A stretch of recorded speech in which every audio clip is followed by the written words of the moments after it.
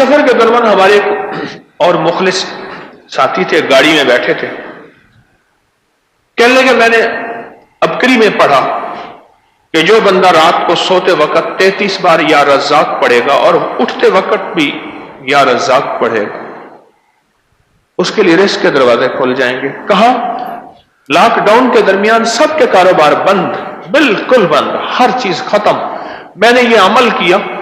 Phone کے اوپر میرا کاروبار شروع ہو گیا اور سارا نظام چلنا شروع ہو گیا، میری ہر چیز لاجواب ہو گئی،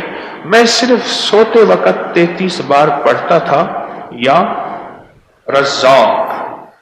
سوتے وقت پڑھتا تھا، اور اٹھتے ہی فوراً،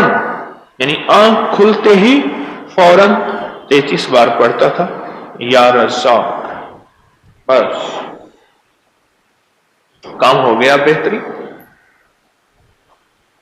کہ ساری دنیا کے کاروبار بند ہیں، ساری دنیا کی روزی بند ہے، ہر جگہ راستے بند، ریلیں بند، گاڑیاں بند، ٹرک بند، جہاز بند، سب کچھ بند ہے، پر میرا رزق کھلا بھی ہوا ہے، چل بھی رہا ہے، صرف 33 بار سوتے وقت، کوئی وضو کوئی چیز شرط نہیں، یا رزاق پڑھ لیا، اور 33 بار یا رزاق پڑھنے میں میرے خیال میں کہ 1 منٹ بھی نہیں لگے گا، 1 منٹ بھی نہیں لگے گا۔